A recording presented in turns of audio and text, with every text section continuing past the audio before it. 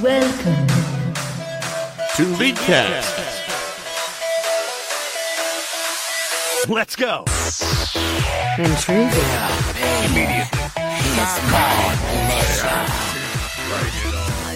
Without delay. Hello and welcome to episode 371 of the Leaguecast podcast. I'm your host, Nick the King Cooper. Joining me, Aiden Frost Rockarts. Hey, I played League. And Colton Blue Basket Sweat. I played League with him. Pog, I played League too. Wow. So before we get into our weeks, real quick, we're going to be talking about some upcoming patch changes. We could talk about Vayne, do a couple round tables, got some spicy cheese pick, LCS, I guess final standings and playoffs now that the regular season is over, and a couple emails that we can round out the show with. Aiden, how was your week? I played 4 games of League. Pog, did you enjoy them? None of them were with you. So, yes. Okay. So that's a hell Nice yeah. one. Yeah, Colton and I were just like playing normals with some friends, and we played Mord Blitz and Mord Alley a couple games. So we've been having fun. Okay. That's still a fun lane. It's like it takes bottom lane. And you're like, hey, what's the worst part about bottom lane? Doing nothing and farming, and it just like throws that out the window. It's either you int into them and they kill you a bunch, or you kill them a bunch. And either way, it's more You're fun than always just fighting. farming. Nice. Yeah. So you think Mort is still like pickable?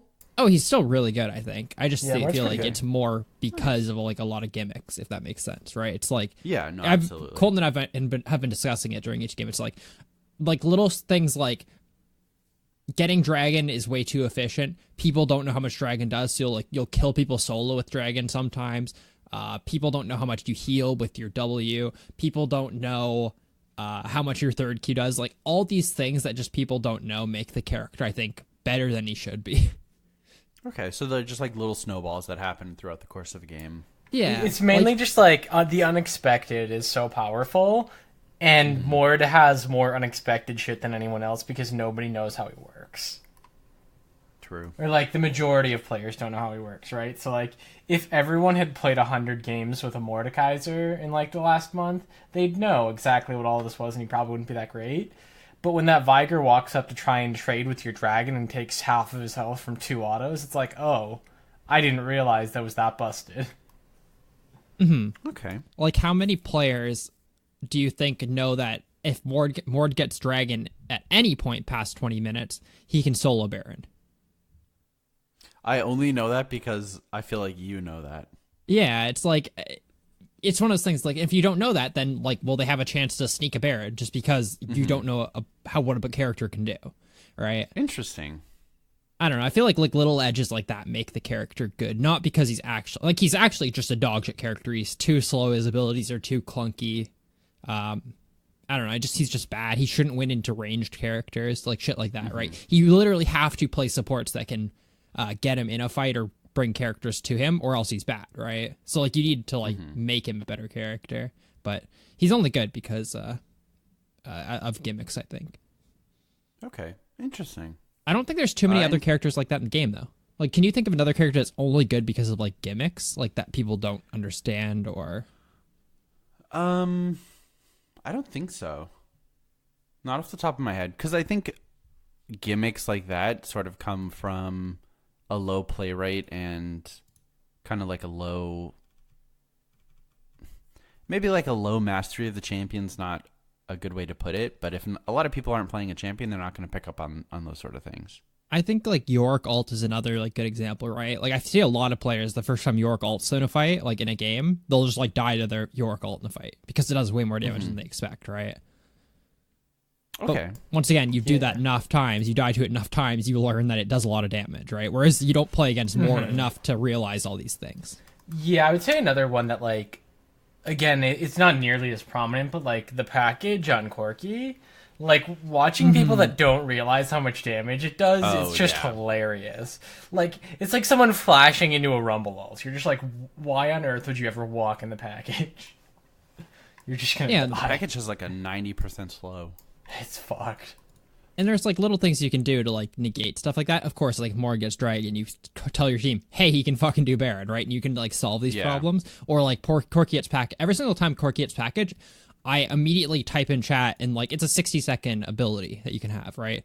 So it's pretty easy to keep track of because by the time he actually gets to like the fight, it usually has like 30 seconds, 20 seconds left on it, depending on where it is on the map. So you kind of can play around it pretty easily. But once again, people don't know shit like that. And that's what really messes you up, I think.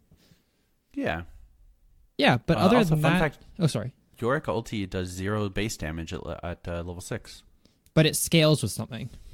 Yes, so it adds damage based on his auto attacks. Mm-hmm.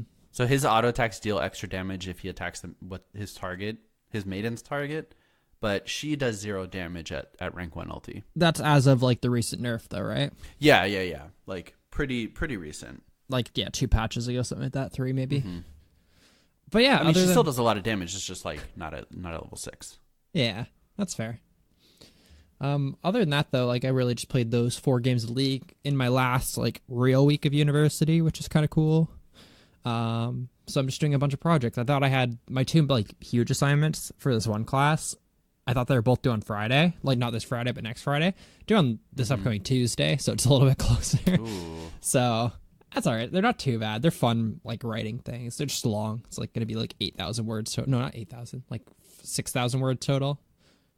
Not too bad. Yeah, I'm just gonna grind one of them out tonight and then the other one over the weekend, I think. Nice. Yeah, hopefully I'll play more League. I'm really enjoying playing more Blitz, so. Yeah. Awesome. Colton, how about you? Yeah, my week, let's see, I didn't do a whole lot. Hung out with Kennedy last Saturday, and we just walked around a bunch, and that was cool. And then played a lot more FTL this week because my save file got wiped, so I've been playing a lot more FTL again. Love that game. I'm enjoying playing through it again and like re-unlocking everything. But it's also reminding me of like how much I don't like some of the ships in the game because I'm just like, these are bad. I don't like this. But other than that, I played a little bit of League, a couple ranked games. Nothing like I didn't like really try and grind, but I played I think 3 or 4 ranked games throughout the week. I think I went like 1-3 or 2-2. But yeah, aside from that, I think that's really like most of my week. It's starting to get warm out here, so I'm excited for that, so I can like go outside for the first time in months. But yeah, that's Colton's week. What about you, Mr. Cooper? You got Nice. work and school? Nope. Wait, I no do. school, 'cause you had spring break. I mean, I had school the start of this week, but not last week. So been mostly keeping up with that. It's a struggle, but we're making it. It's not 6,000 words, but it feels like it sometimes. Otherwise, I mean, played a bunch of normals, played a bunch of ARAM, queued up for a ranked game. Turns out it was a normal game, so that was not fun. But yeah, just kind of chilling. Still no desire really to climb. We'll see. Maybe this is the gold year, you know? Or on ranked if you don't get placed. True. I only have 2 more games to get placed, so I'm sure I'll play 2 games in 9 months at least. Mm-hmm. But yeah, pretty exciting. Let's get into the news where we have like kind of a half news ish, but we don't have anything else, so we're gonna talk about this instead. Who was this? Riot Maple? Yeah, Riot Maple. Yeah. Put out an infographic about upcoming 9.7 patch that is coming up next week, where on the list of champion buffs includes Mundo, Cho'Gath, Garen, Rumble, Leona, Pyke, Azir, Kayn, and Cinderhulk will be getting buffed. And those champions receiving nerfs will be Sylas, Lissandra, Kayle, Morgana, Urgot, and Dark Seal is going to get nerfed.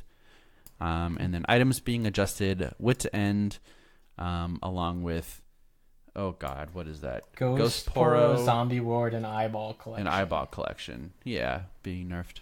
Well, adjusted. Or I'm sorry, yeah, adjusted. Yeah. Sorry. So I guess like these feel kind of okay. Interesting to see a couple tanks up there, I think. Yeah, interesting to see some tanks in the buff category. I'm down for that. Interesting to not see a couple characters, and we talked about that in our little chat. Where we're like, or a couple items, yeah. Where's Vlad? Where's Vayne? Where's Ginsu's on this list? But hey, yeah, where's Riven? Oh wait, Riven's. Are we past that yet? No. Okay, we're not past the nerf Riven No. point. I'm wondering what they're gonna do to Darkseal. I think the easiest thing is just to say that like the healing bonus is unique. Yep, I think that's the only thing that's gonna happen. Honestly, it's the only thing that I think needs to change, and it's interesting that both Kayle and Darkseal are up there because I think Darkseal kind of enables Kayle to get past her early game to get to late game. So seeing a nerf in Darkseal, I feel like is a kind of an indirect Kayle nerf already. I guess we'll have to see what happens. It might be the right so like special. Aiden was saying, these are pretty. Who knows if these are massive changes and tiny changes? I did see the planned Wit's End kind of rework, and it's super interesting. Is it going to eat mana again? I don't remember off the top of my head what it's going to be. Wit's End has a new effect testing on the PvE. Unique passive at Wit's End. Damage on hit lowered from 20 to 80 to 15 to 80. Heal increased from 25% to 35%. So while below half health, heal for 33% of this effect's damage, increased to 100% for melee characters. So you deal on-hit damage, and then you heal for a percentage of it. Okay, and it's more effective for melee. Yeah. Increased to 100%, not increased by 100%. That sounds too strong for melee. Wait, no, so on melee, if it's 33% for ranged, right? So it's tripled for melee. Yeah, that's what I mean. Yeah. So on a ranged character, let me type in the numbers real quick. Ooh, you're going to be healing at level 18, like 26 health per hit. And obviously for melee characters, it's going to be 80 health per hit. That's kind of nuts. I think it's not. What melee characters could use it? Does Mastery? Does Urgot like Gatling gun apply on hit or no? I think it applies on hit at a third. Yeah. Okay. So it's already. Plus, he's a ranged character. That'd be. Oh, I guess he's ranged. Never mind. I thought he was melee for some reason in my head. I mean, I think you could take it on Yi. I think you could take it on Shyvana. He's the biggest one, I think. I mean, like, I think Yi and Shyvana are the only ones that come to mind to me, and even on Shyvana, it probably wouldn't be very good. She just does so much magic damage. But I don't think it... Does it shred MR anymore, then? No. No, okay, they took that away. No, but it still does magic damage on hit. They should, It'll be interesting. They should give it back the... It deals damage and takes away mana. False. False. Mana burn is not a fun mechanic. You can't cast spells because I say so. So I guess expanding on a couple of these. A couple things I have like problems with in the nerf category is Lysandra. It's still pretty obvious that she's OP because of Aftershock, which isn't getting a nerf. They said they're still looking into it, but I would use the term gutting. Maybe that's a little bit of an overstatement, maybe I'm being a little bit too like harsh, because they're nerfing her Q, which is the thing you max first, so it only affects her to level like 9ish. But so the cooldown at level 1 right now is at level 1 of the ability is 6 seconds. They're changing that to 10. Oh my god! Which I think is a little bit absurd. And then at the max rank, it's currently 3. They're changing it to 4, which is still a pretty big change. So that one I'm more fine with because you tend to have pretty high CDR in Lysandra, so you're going to get that pretty close to where it was before, but... Doubling your wave clear at level 1 is insane, though. Fuck, that's nuts. And, like, the bigger problem, like, once again, like, I feel like that change is all right because it's the ability max first. The bigger problem is the fact that they're then going to nerf Colossus, like, next patch. Aftershock, yeah. Or, yeah, sorry, Aftershock. No, they just gotta put Colossus back in the game. Did you see that thread? I did. I actually kind of agreed with what one of the commenters said, at least. Or I forget it was a commenter or the post. Whereas, like, tanks suffer from not having enough HP versus not having enough resistances, and bruisers prefer having resistances to HP. Because they build items with a lot of HP. Yeah. I mean, it still doesn't feel good to have that shield, but I think it's better than Aftershock. It's at least more visual. Like, there's a better visual clarity when you have a shield like that. Yeah. Versus, like, oh, he's reducing this much damage because of his shield. as opposed to like he's reducing how much damage because of his resistances that went up by what amount. And like if you weren't paying attention, like when it procced, right, you can immediately see a shield on someone. Like you have to look at them to see that their armor and MR are up. Yeah, you have to be like focused on them, take your eyes off of the fight up there, and then you have to know what they were at before. Or maybe not. But I mean, you don't need to, but like you're just gonna do a lot less damage. Whereas I think it's a lot easier to be like, oh look, that person has a shield. Don't hit them for a second. I mean, I think it'd be interesting if they tried it. I'm not entirely sold on it, but I think that the main point of like, if you give tanks more health, it's better, and if you give non-tanks more resists, that's really good. And that's why characters who aren't tanks are really good with Aftershock, and tanks just use it okay. Like, I mean, it's fine on a lot of tanks, it's really good, but like, the, Aftershock Rise meta right now is a big thing in Korea, because like, you just can never win that trade with him, because he's going to have so much free health and resistance. Yeah. Yep.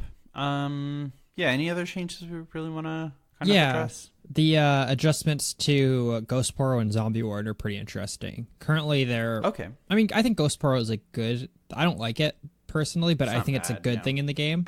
Zombie Ward's pretty bad right now. So they're changing it so that, for example, Ghost Poro now states, when your ward expires, they leave behind a Ghost Poro, which grants vision for 60 seconds. When nearby when a nearby enemy steps in a bush with the Ghost Poro, it scares it away. And then you can have up to 10 of these. So after spawning 10 of these, gain 10 adaptive force. Sorry. Is it 10 and it is at up a time 10. or 10 total? 10 total, but you can also have 10 up to at a time. So okay, so the adaptive force only happens when you have 10 Ghost Poros? Total no, that throughout wouldn't the be game. possible. Okay, so once you hit your 10th, then you get extra. I kind of like that. I like the idea of like it being a 60-second thing that can just be cleared away by just like stepping on it, which is cool. And then Zombie Ward, which is kind of similar, is takedowns on enemy wards cause friendly zombie wards to spread to their corpses. Gain an adaptive force of 1.2 attack damage or 2 ability power for every zombie ward spawned up to 10.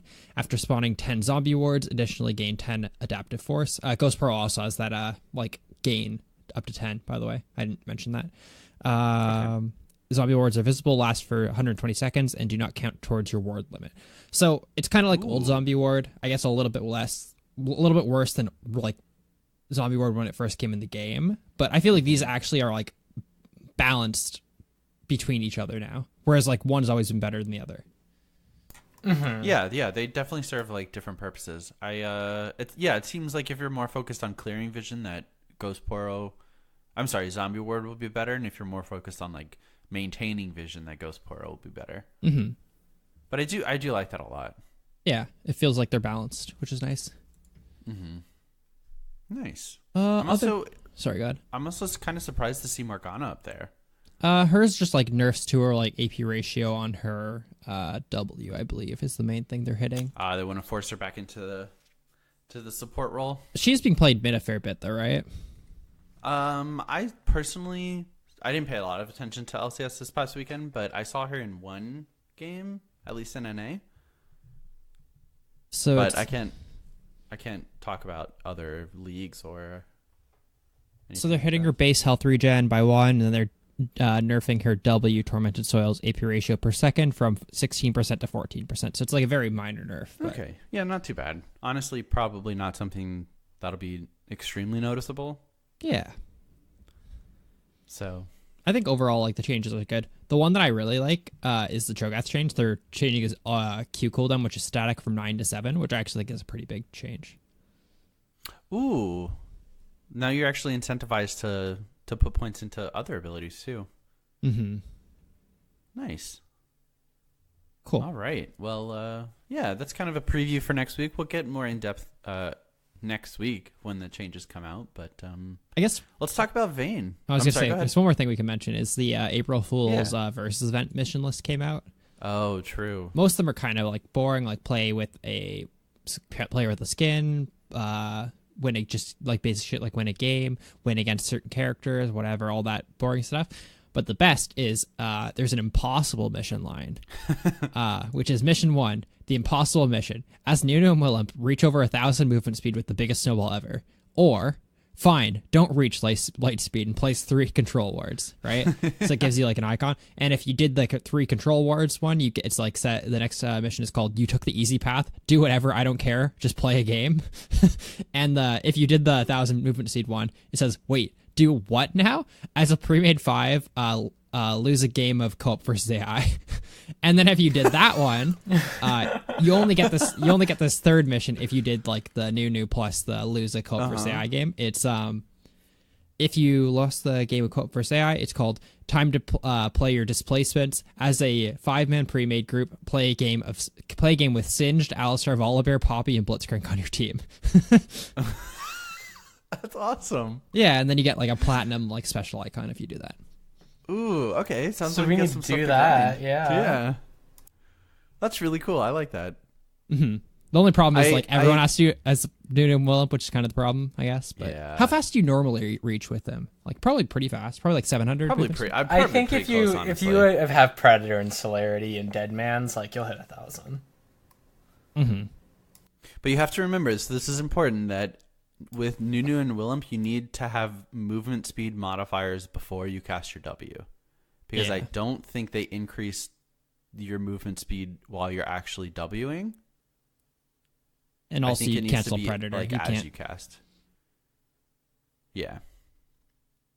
So hopefully that helps. That's a fun skin line or mission line though. I think that's fun. My only complaint is that there's no like indicator that you will miss out on missions or rewards if you, because I see this, I'm instantly gonna just place 3 control wards, and Yeah. I'd be a little upset if I didn't know about that. I don't know. I feel like I think that and the fact that I think the biggest thing for me is that it's so easy to do the other one. Like, you could accidentally do that in the course of a game and then, like, lose something because of it, right? yeah, if I think it it was, should be like, harder. It more should be like efficient. yeah. Yeah, maybe like place, I don't know, 30 control wards, so it's like over the course of a couple games.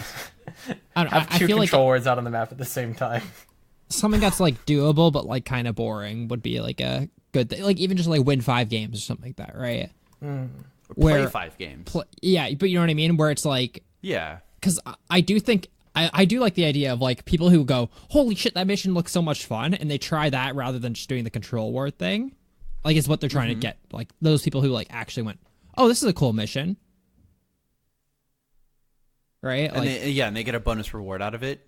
yeah, like I don't know. I don't think you should be upset if you, because you purposely didn't do the mission, the cool mission they put in, right? Yeah, but I don't think there's been a mission like that in the past, or like this in the past. So I could understand people being a little upset if they missed out on a reward based on like a lack of indication that there is a different reward. Mm-hmm. But at the end of the day, it's just an icon. Yeah. So nice. Yeah, let's talk about Vayne. What do we think of Vayne right now? Best character in the game? She's up there. Pretty One of, good. yeah.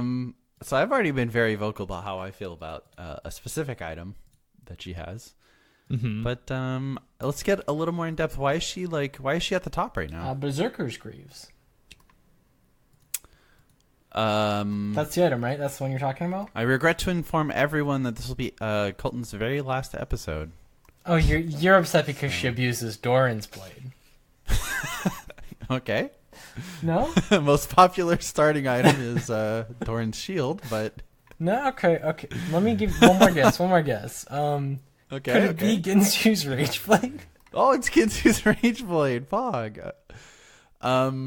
So yeah, right now it looks like for summoner spells, Flash Heal, Flash Cleanse, very occasionally, but Flash Heal 99% of the time. And then something that I actually learned today, W Max right now is by far the most popular because of the buff to her Q. While she's ulting, meaning you don't need to max it for the cooldown reduction. Yep, because it halves now when you're in alt form, so you get to use it and be basically always stealthed when you're ulting. Yeah. So she ends up doing 14% max health true damage Every other hit. 3 autos at level 9. which is absolutely insane. And I'm not it's quite every sure. other hit once you get Rage Blade. Well, yeah.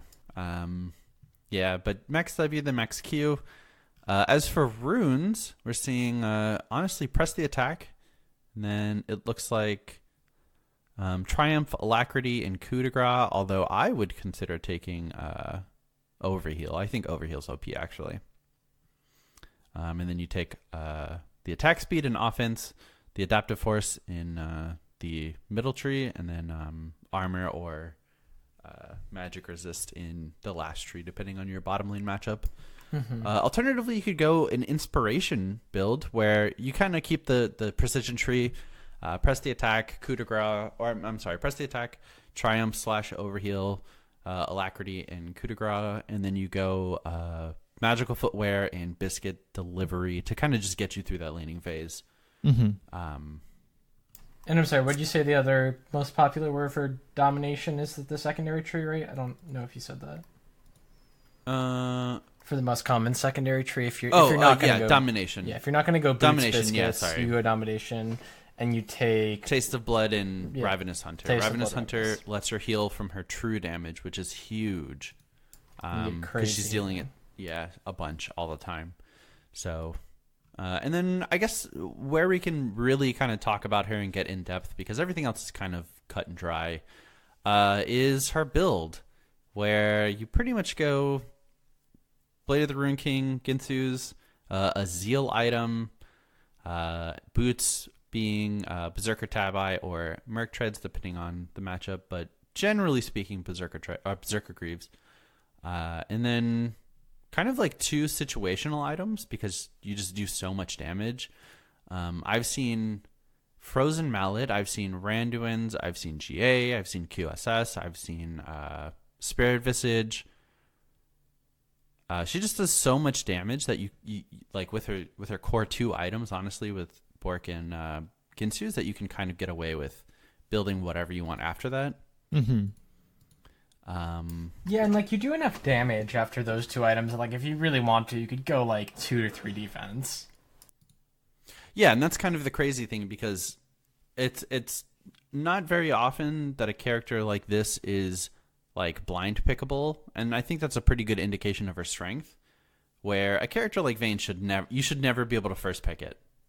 I mean, her lane's Right, still wiener, but Yeah, it's certainly not great. However, I think her late game is good enough that if you can survive that like pretty mediocre laning phase, you just auto win the game. But And I think maybe the I'm current a little state biased. of bot lane, honestly, like you can survive lane pretty fine on Vayne without too much trouble. Like I don't think that it's going to be like terribly difficult to survive lane without a massive deficit at this point. No, I mean, I think her biggest competition in probably Caitlyn and Draven, yeah, like traditionally as her counters. I think Lucian is a pretty 50-50 matchup. I think that's super support dependent, honestly. But otherwise, like strong AD carries right now are Sivir, Ezreal, Jinx, and those all kind of like don't punish lane hard enough to put Vayne down. So she kind of gets a get out of jail free card, assuming no misplays into enemy thresh hooks or something like that. yeah. But yeah, she's super strong right now. Do you guys have anything else you want to mention?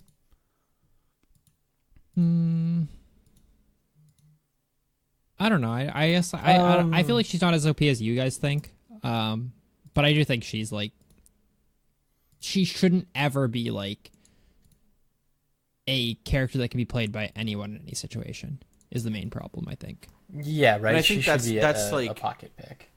kind of going further in depth into like what I mean by blind pickable. But yeah. The We'll one see. thing I I would say, as just like a tip for Vayne, when you tumble during your ult, like you have a lot of time to walk around invisible before you attack. But if you do attack, you're gonna come out of it instantly. So like, take your time and reposition if you have to. Yeah, it's like a full second. like an entire second of stealth on your Q, which is a really long time in League. And generally speaking, that extra stealth is gonna be more beneficial than the extra like half of an auto attack that you get. Yeah. So I guess she's attacking more than that, but yeah. Also, don't tumble forward. Yeah, really. What do you guys think her best skin is? She's got a lot of great skins. I like my Soul Stealer personally. Soul Stealer is really good. Project is really fucking good though as well. I use Soul Stealer and Project pretty interchangeably. Even though like Soul Stealer is more rare, I feel like Project's just as good of a skin. I have a soft spot for Heartseeker Vayne because that's the first Vayne skin I thought was actually good. Yeah.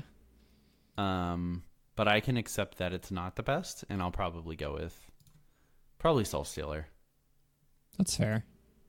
Her classic skin is like also one of the best. Soul Stealer's pretty good. I think Arclight's pretty good. I think all of the skins on her look okay, just because her base design is so good. I mean, like her first two skins weren't great, but like that's just because they were comparing to her base skin, which is real good. Yeah, I think her base skin's one of the best in the game. Yeah, it actually is. Like I feel like her like very early skins were terrible though. Mm-hmm. What's the one? I mean, Dragon Slayer's pretty good. Oh, Dragon Slayer is one of the first skins where I was like, holy fuck, the skin's wild. And then you'd have but the like chromos. Vindicator and Aristocrat. Yeah, those two are like actually awful though. Yeah. Well, but in Vindicator, she's wearing glasses. It's so I think bad. it's supposed to be an underworld. Yeah. I mean, aside from the entire character being Kate Beckinsale as a League of Legends champ. But hey, that's Vayne. That's Pick fair. Round table. Hey, My voice cracked. before we do roundtable really quick, so you know when it's on LAN for like for like the end of the season? Ooh, Before I came back, I bought like a lot of RP because the RP prices are actually like dirt cheap. Like for like $100, you get like 100. Mm-hmm. How much do you normally get? Like I think you guys usually get like For $100? yeah, like 10,000, something like that. Something like that, I'd say. Let me see. $100. 15,000 right now. 15,000. So I think including the bonus, yeah. Yeah, and in Canada it's because I get like 12,000. Oh, okay. So on LAN, I think I got 18,000 for the same price. Oh boy. Because I'm like, oh, this is a good deal. I can't not buy it. And then so I decided like, hey, I still have all that money, so I'm gonna buy like the stupid like 7,500 versus event Furry box. capsules. Yeah, furry capsules. So you know the 10 things, they have like a 1.5% like or 1.5 times chance to like increase your chance to get gemstones, which still is only fucking like 8% or something ridiculous low. Mm-hmm. Got 3 out of the 10. I'm never getting enough gemstones. I'm up to 8. I'm at 8. Total. I also buy like a lot. This is what I ever That's true. Like, That's spend true. my money on. I fucking That's it's like true. gambling, but like not gambling. So Do you guys think loot boxes should be classified as gambling? oh, 100%. Like real quick, we don't have to get into it. But No, 100. No way that they shouldn't, in my opinion. Why? Okay. I'm stupid. I don't want to talk about it. No, do it. Tell us. So I got a skin shard, and it was Hextech Galio, and I was like freaking out because it was a Hextech skin, but I realized Oh, I forgot that skin existed. Are there Hextech and Nibia is the only other one, right? Hextech and Nibia, I think, is the only other. Why the fuck are they called That's Hextech alright. skins? Because they Well, were there there's- first. Hextech. Oh, Jana. Jana. True. Jana as well. But- Jana. Why would they?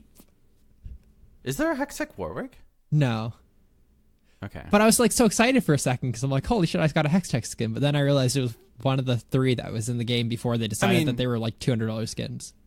Yeah, those are like pre-season 1 skins. Yeah, those are old. I guess it surprised me that they wouldn't have come out with a different name for like the gemstone skins, right? When there's already a Hextech out there. Why not just gemstone? Gemstone line. Because then it would have been like gemstone this thing, and people would have been like, "There's no gemstones. It's just." Or just just fucking do what Pokemon does with Mega Evolutions and just make it like League of Legends height. That's fair. Cool. Anyways, I have it pulled up right here. So last week's question was, if Riot created League of Legends 2, what champions would they not include? Why? On our Facebook, Jeremy said Ryze. I think they're over trying to rework them. I actually think they are as well, honestly. I don't think we're going to see a Ryze rework for a long time. True. Carlos said Teemo, because fuck Teemo. Good reason. Brian said Vlad, Ryze, Azir. Basically the ones that they made and went, oops, can't balance that. Yeah, I feel like all three of those are really, really good examples. From our Discord, Drazlock said, as much as I love him, I think they'd leave out Malphite until he gets reworked. Most of his kit's pretty boring to play and to play against, but his ult is so good and they never really let him be strong. His character / lore is pretty boring, and he also has played by about 19 people as well. True. And all of them go AP against me. Did we ever see Malphite in pro play? I think we actually did, like, pretty recently. What a boring character for pro play. I mean, he used to be real popular, like, way back in the day. Yeah, before there were a good alternative. Uh-huh. Yeah. Lil Barnabas said they would remove Singe. He's played by about 19 people, and playing against him is just so annoying. They would probably introduce his apprentice or something so they could still have a poison boy, but change how he works completely. A stock Supra said definitely Zoe, because fuck getting dicked by a 10-year-old from across the map. Yeah, and I feel like Zoe's not a character they can rework either. Like, how do you change a character like her without removing her identity of being like a long shot burst mage? Long shot spell thief burst mage? Yeah. You don't. I don't think they can, honestly. Not without making her more cancer. Yeah. And then last but not least... Sorry, go ahead. Sorry, no, I was just going to say, like, you just remove the sleep and put a debuff that does way more damage.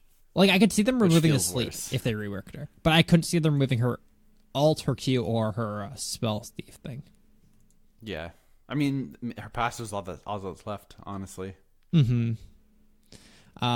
Red Lefty said, Heimerdinger, his identity is inherently as uninteractive as possible. I don't see how you can fix him without removing his turret mechanic.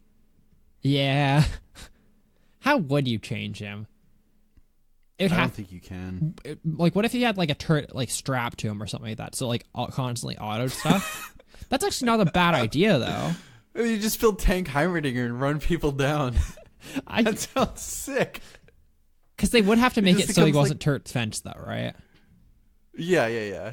He just becomes like a Hextech Blastoise.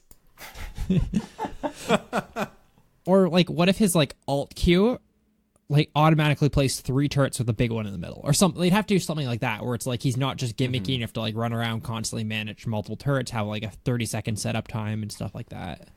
I think, like, really, if you took away his Q, you could probably do it, like, in general. Right, like, if he was... His ult should... You go, Nick. I was just going to say, his ult should just summon a Hextech tank. And he hops in, he fucking shoots missiles and stuff. I'm drawing comparisons to Fox and Wolf's Final Smash. Yeah. The old ones, where they just hopped into fucking Landmaster and shot people. Telka also did that, too. Who did? All three of them Falco, did. True. Yeah, all three. Oh, what a boring Final Smash. I know. Landmaster's cool, but not that cool. Cool. Anyways, that's our roundtable question. If you want to tell us your answer, hit us up on our Facebook page at Leaguecast, send us an email, mail@leaguecastpodcast.com, or come into our Discord where everyone posts now for our roundtables. Really, really good. Oh, yeah. This week's roundtable question. What could it be? Oh, I didn't ask that yet. Yeah, you're not done yet. I'm not done yet. You're halfway done with all the work. I'm not redoing that like spiel, but this week's roundtable question is: what is a mistake that you consistently make in League, but fail to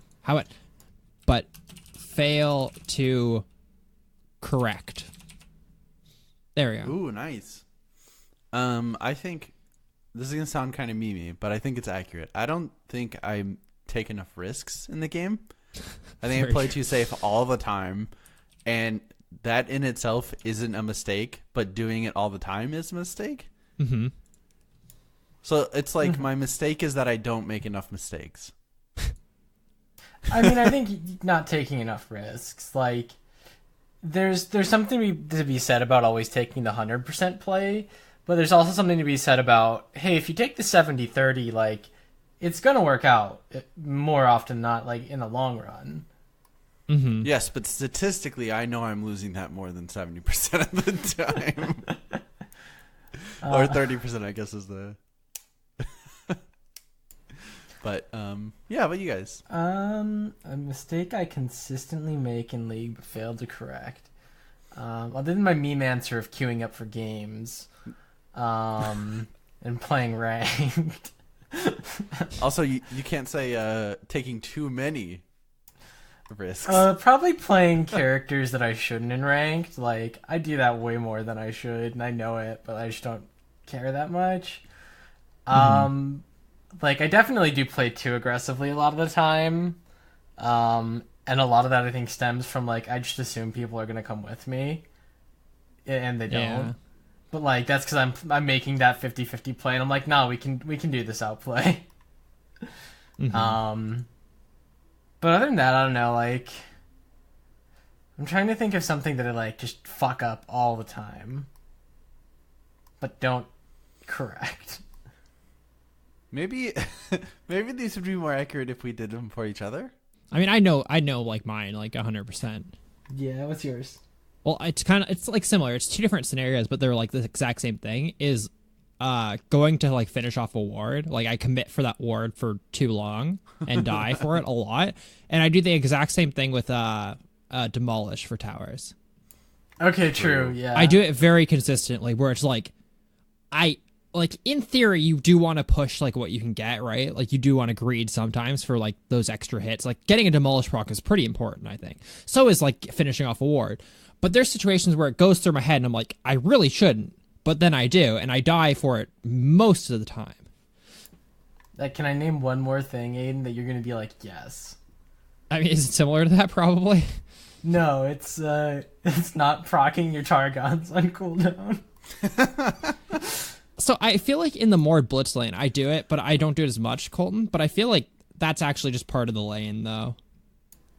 Yeah, I'm like partially memeing you, but just like you're always, I think, like, oh, I've got my Targons, and it's like 17 minutes till you get your wards. Yeah, I do feel like that's more in like Mord Blitz than anything else. Yeah, but that's also because you're roaming a lot. Yeah, that's what I mean. I'm mid most of the time, and then we're back on weird times, and it's, yeah. And also you're proccing stuff with Targon, so like, it's... Yeah, but I was just memeing you a bit. So yeah, if you guys have mistakes that you consistently make in League but fail to correct... Then listen to 5 minutes ago in the podcast when I told you where to submit everything. Hit us up with those submissions. Cool. Cheesevic, it's happening right now. Veigar, Victor, together in the bot lane. You got cages inside of cages. You've got magic damage on top of magic damage. You've got zone control out the wazoo. It's big damage with the VV bot lane. Yeah, you put a cage in a cage and they can't move. And then you throw down a Victor ult or a Veigar W and they just literally can never do anything if you have damage. So I think it's pretty fun.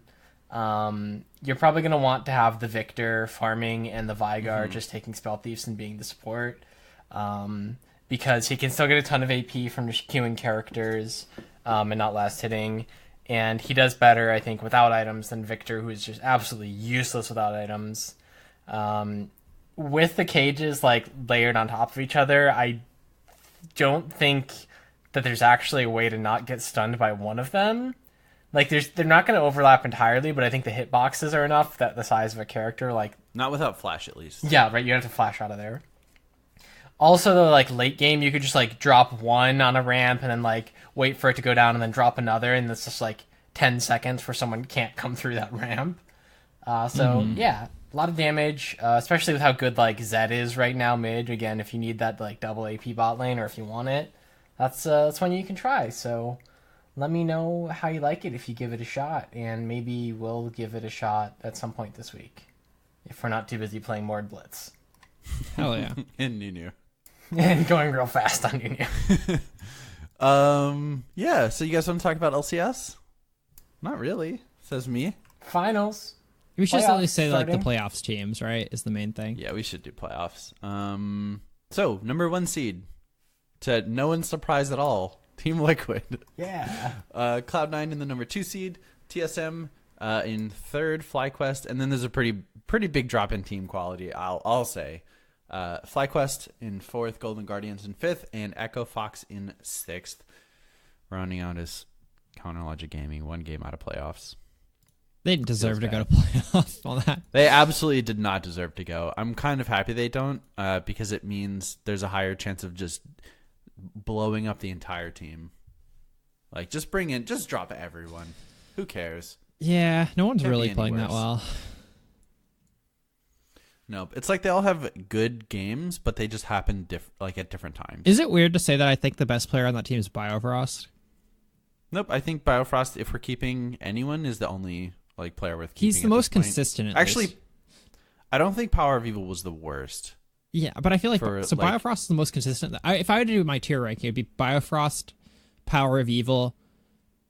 Oh, fuck, it's either Darshan or Stixxay. Everyone else tied for last. Yeah, honestly, and I really like Wiggly. I think Wiggly has some of the highest highs on that team, but he also has the lowest lows. Maybe that's because he's jungling for a team that's really bad, but Yeah. I don't know. I mean, He where's looks he like going to shit. gank? Is he going to gank top? No.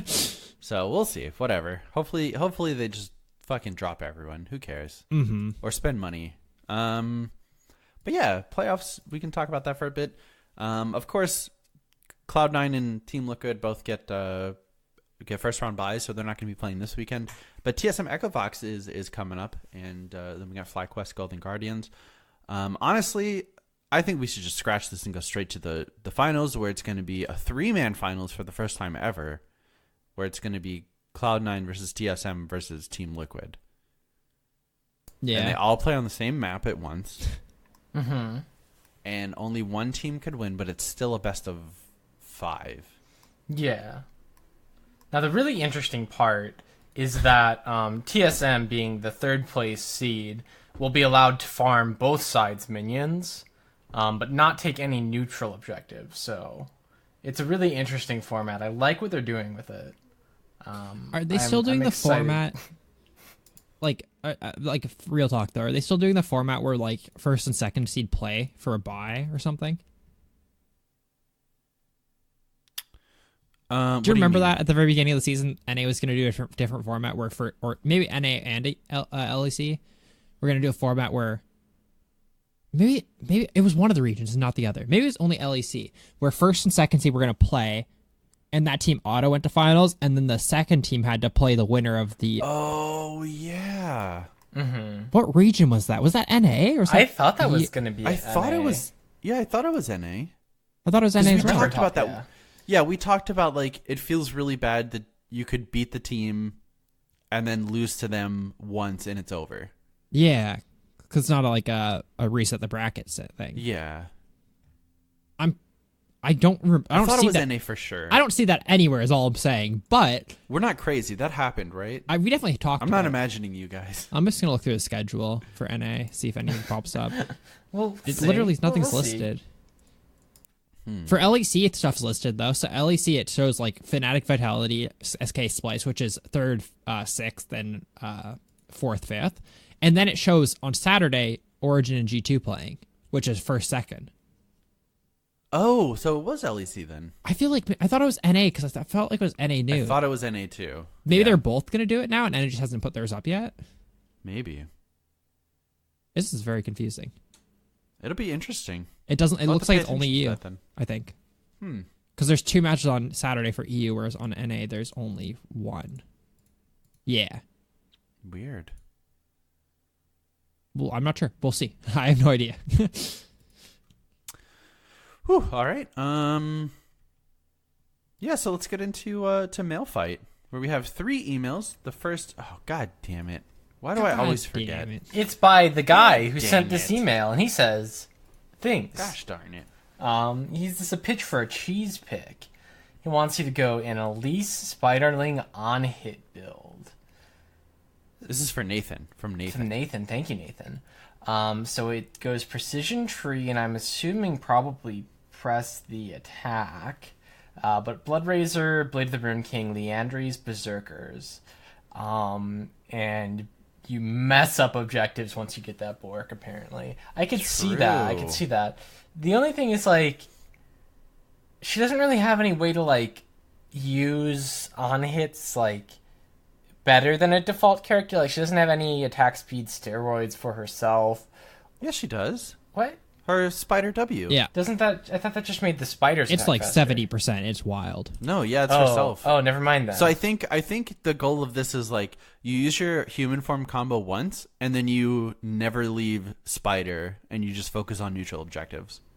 I could see that, okay. Because you can actually solo Baron with this. Alright. Maybe I'll have to try that. That actually sounds pretty fun. I forgot that you gained attack speed on your W. I thought Yeah. it was... A lot of It's attacks. 140% at spider max thing. rank. 140%. And it has a passive of 25 at max rank. And then it, like, active is 140. And doesn't it also give you damage on hit? No. No, but she does damage on hit, like bonus. Maybe it's her passive. Maybe it's just her Spiderling setting that you're seeing. Oh, maybe. at least basic attacks deal 10, 20, 30, 40 based on Spider form's rank, plus 30%. Bonus magic damage and heal for whatever. It's a passive. Okay. Cool. Yeah. It's not bad. I think what you're thinking of, or Colton, is that her W used to give Spiderling attack speed, and that would heal her, but they removed that and attached that only to Elise. Okay, Elise is so yeah. cool. That's way better then. And I'm actually, I'm excited for that. Nice. Alright, well, yeah, Right. thank you for the cheese build. I'll put it Yeah. in the notebook that is just my brain, because I don't actually have a real book. Thanks, Nathan. Yeah. Next is from James. Says, "Hey guys, I was just wondering, what are the What the fuck? What are the Can you current make that? best split pushers for top? My brain was just, it was done. For top lane, I'm going to be new to ranked, and as I hear it, low elo is very, very hard to get out of. And since I'm a top laner, if my team is losing, then I will always have the option to split push and try to win the game that way. I already played Jax as my main and Hecarim just for fun. I was just wondering what other split push champs I could play. Thanks, James. I mean, the big couple, you can always do Nasus, you can always do Tryndamere. Jax is, really good. I think Hecarim's kind of sleeper OP top this current patch, especially with Conqueror. Yeah, Conqueror Hecarim is real good right now. Ignite Teleport Conqueror. I think other ones, Fiora's pretty good at it, and you just become unmanageable. I don't know how great Yorick is right now. Did you say that already? I did not say Yorick. I think he's passable. Yeah, I mean, they definitely big nerfed him, but like he's still probably pretty good. I think honestly, like a lot of tanks can do it, or a lot of characters can do it just fine, as long as you like kind of commit to it. Like even if you just play like a full tank with wave clear, as long as you take Demolish, you can pop towers pretty quick, right? Like Scion can do it. Well, you can build wave clear. I think the biggest thing is like you pick a character who can win a 1v1. Yeah. Full stop. That's your best. That's your best chance. You pick a character whose strength is a 1v1, like Tryndamere, like Jax, like Vayne, honestly. Jace. And then you like Jace, and then you build from there. Like you can build, if you need wave clear, you can go Tiamat, you can go Static Shiv, you can build Sunfire Cape. But yeah, pick a character who's strong at 1v1s and then play around that. Yeah. Thanks, James. All right, and last email from Brian. While Kha'Zix may think change is good, I can't keep up with his evolutions. Do you mind going over evolution paths and the advantages to each? I would like to get back into playing him. No worries if y'all are not Kha'Zix mains. Okay, so what to evolve and when on Kha'Zix, and what the different paths kind of do for you. So, All right, so first things first, never evolve your ulti. Disagree. I think the only rule is you never evolve E first, but you always evolve it. Is that Yes. like? I feel like that's the most like core Yeah, rule. you never evolve E first, but you always at least get E. Because I think like never evolve E first, always evolve it second. I don't even think like there's sometimes where you have to go something second. I think if the game's kind of getting out of control, but I think most of the time you do go second. I just feel like it pretty well doubles the range of your jump. Maybe it even does double the range of your jump, which is like necessary to playing the character. The reset's kind of even secondary to the jump length. I just feel like it makes him a character late game. Oh, I can't see what they evolve in on a PGG. You can on the new website, which is what's the other one that was on Reddit 2 days ago, and it felt like an ad U.GG? that's like someone promoted. Didn't that post seem like a fucking ad, by the way? Or am I crazy? I mean, there are so many things on the subreddit that just feel like this probably doesn't belong here. Like, I'll check out my YouTube video. ggbuilds.app/browse, so Kha'Zix, and it shows their evolve path for like most people. Okay, I think I'll look at that while you guys talk. Okay, so in general, like, I'll talk first about like what are the strengths of each evolution, right? So your Q evolve, it has significant reduced cooldown if you had an isolated target with it, and it does more damage and it has more range. So what it's really good at is fighting things that are isolated. What does that mean? That means fighting in the jungle, being like flank on a team fight, or taking neutral objectives. If you're going to be stalling for a while and just like burning through camps and neutrals, I would probably evolve Q first, because you're just going to do that so much faster. You're going to be more effective in 1v1 trades against the enemy jungler. W, that's really good for ganking, as well as early team fights, because you can hit multiple people with it. It's got a fat slow when you evolve it. The healing and damage don't really change, but it's more about that fat slow and making it easier to hit. So if you're planning on doing a lot of like early ganking, being able to slow them that much is huge. Also, I think if you're going to be invading, that's really strong because you can actually run them down. E doubles the distance, or roughly doubles, and also gives you resets on killer assist. That's like your I'm popping off snowball move, but also the I become a real champion once I get my larger leap, because the small leap is real small. Again, you pretty much never get that first, but you pretty much always get it second. At the very least, you're going to always get it at level 16 if you haven't yet. Ultimate is you get an extra charge and you can go farther. You have more time in that stealth.